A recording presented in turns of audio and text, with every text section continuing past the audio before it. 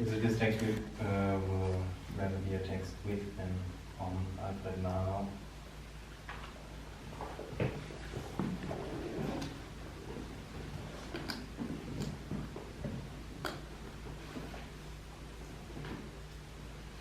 When you call, I come.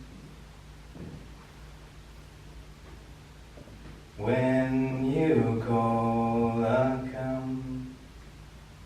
Every time.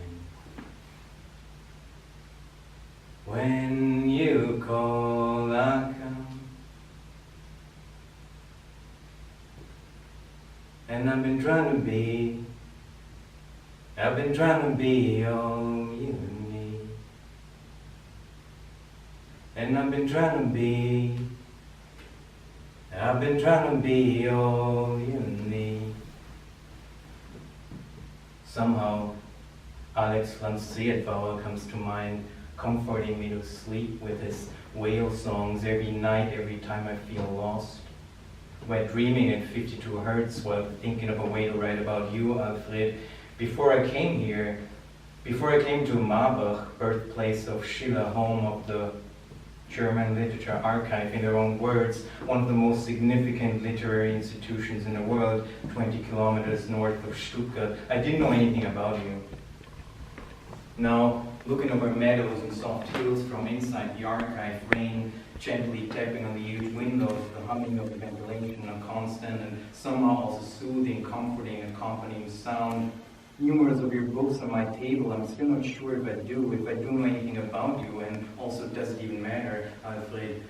There's only place and time for so much, bits and pieces, Alfred, acceleration, overproduction value, future precarity, art precarity, and so forth, blah, blah, you know, Alfred, you said hell and the devil. I'm very much interested in both of them because we are living in hell today, and I'm wondering, was it ever any different, or would you have said the same? Well, what would you say about today? I mean, fuck, right? I wanted to make this a love letter, a life letter, Alfred. I wanted to make you my darling, someone I fall for, Alfred. Would you have left center for me? I'm wondering, knowing that, first of all, this has nothing to do with your work, only my very own biographical fantasy. Second, you would have never done it.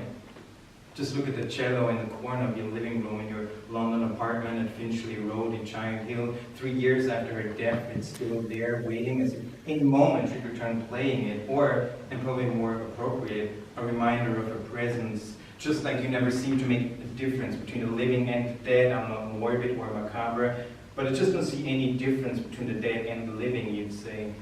Surrounded by the dead, would Matthias Thibault call his portrait of you in Frankfurter Rundschau on 3rd of December 1988, and surrounded by the dead even to the point of transformation, of reliving their lives, you'd feel and write. When reading your adaptations of Hungarian poet André Ady in Budapest, for example, you said you'd realize that you carry all the sorrows and splendor of this person inside you. But like I said, I wanted this to be a love letter, a life letter, a letter making you my darling, Alfred. Yours is the silence, and I listen to you, Alfred, to say again, tree in spring, and show pictures, wind and birch, call of morning, chattering dovecot, to stand in noon and slowly round her be sunflower and circle with the sun, turning the darkening face to its path, going low with the hours advance, to dare with color, red, green, yellow, blue, in their countless vessels.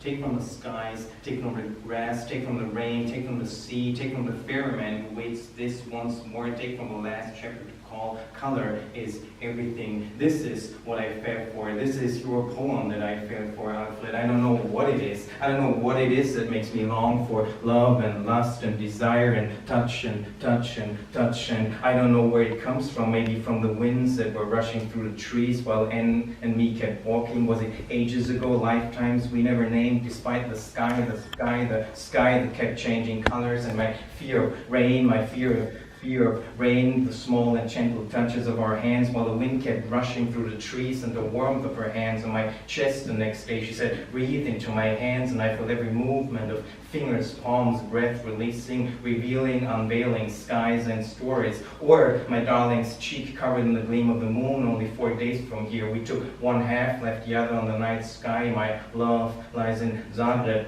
Popovičeva ulica, 12 steps before we fall into Maksimir Park, Drugo Jezero, Dreže Jezero, or the void, it just keeps floating in my mind almost 3 years now, and the only thing happening is my own uncertainty, frailty, anger that always moves me into the arms of strangers, into fucking strangers, big tits, shaven anal, and so forth. Like, what the fuck, how fucked up am I even, Alfred? Maybe this is where it comes from, my longing for love and lust and desire and touch and touch and touch and touch, and maybe this is why I wanted this letter to be about love, why I wanted this letter to be a love letter. Alfred, please, you do not have to be good. You do not have to walk on your knees for 100 miles through the desert repenting. You only have to let the soft animal of your body love what it loves. Alfred, that's Mary Oliver's lines sent at 1:33 a.m. and I'm trying to be fine with it. I'm trying to feed that soft animal, Alfred, still wondering what to do with the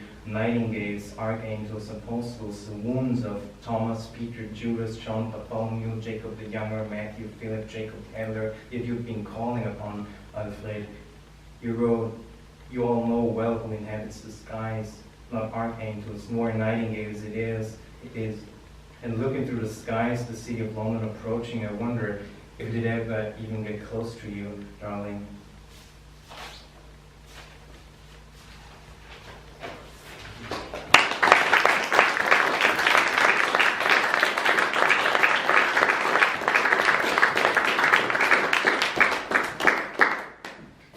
Reading next will be Sharon Gall on H.G. Adler.